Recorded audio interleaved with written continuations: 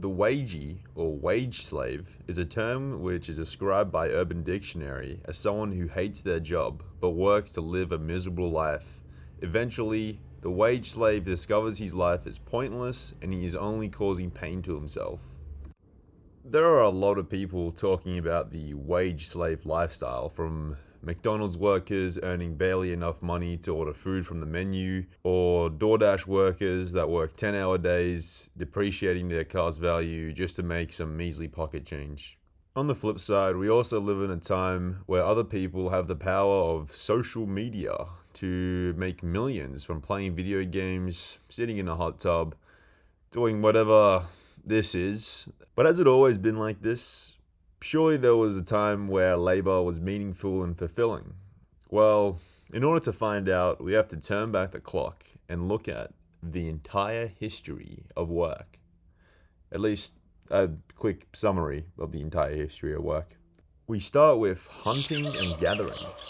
Life as a hunter-gatherer was not easy. First of all, a lot of the creature comforts that we take for granted in today's world simply did not exist 3,000 years ago. A nice heated house? More like a bundle of sticks. Video games so you can cope with the horrors of reality? Sorry, I'm too busy leveling my hunting skills. Warm clothes to put on your back? How about the skin of a dead animal? Oh wait, that's still the same. Hunter-gatherers' lives consisted of one main goal.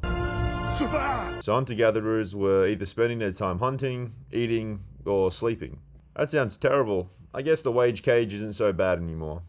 Well, the life of hunting and gathering has its moments too.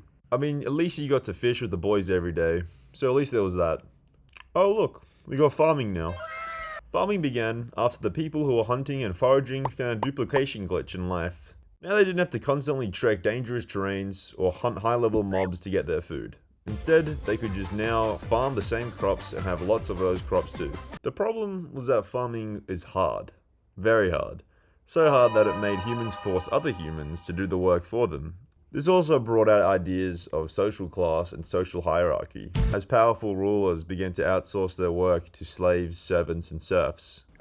And slowly, it led to part 3, skills in crafting. As the quantity of food available increased and new farming technology made growing, harvesting, and processing crops more efficient than ever, more people had the opportunity to specialize in certain fields. Jobs like cobblers, carpenters, and tailors began to sprout out in civilizations. With craftsmanship also came apprenticeship. Apprenticeship is when someone learns a craft or an art from someone who is already skilled in said craft or art. It is also around this time where universities and schools were created, but they obviously weren't as good as traditional apprenticeships.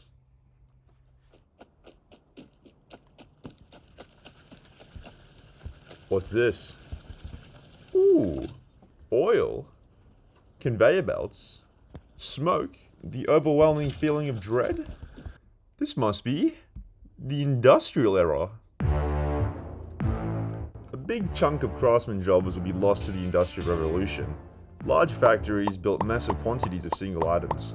Workers would, well, work in these factories, which were apparently not world class when it came to workers' rights and safety. And the wages were so low that the money that they made was just barely enough for the workers and their families to live off. Also, children worked there, which probably wasn't good. As a result of these horrible conditions, the workers banded together in unions and demanded all kinds of rights, such as the 40-hour work week, 2 days off work, and minimum wages. Eventually, the workers' demands were met, and the working standards of factories and all other work environments increased significantly. But there is obviously still lots of room for improvement.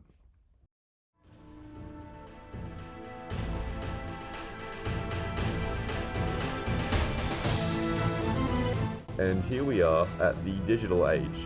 Thanks to computers and the internet, the idea of work has changed significantly. Remember earlier in this video where hunter-gatherers were essentially living their lives doing nothing but foraging and hunting in order to survive? Well, now people are just staring at their screens for the majority of their days. Streamers and cam girls, which are just streamers, are truly putting our hunter-gatherer ancestors to shame. And although that sounds great because we no longer have to deal with the perils of ancient life, like, speaking, it also leaves us with nothing but our puny existence to deal with. The lack of fulfilling work has left many people to have a profound sense of meaninglessness and has caused many people to have a resentment of employment that grows stronger and stronger every day. And yeah, that's the entire history of work.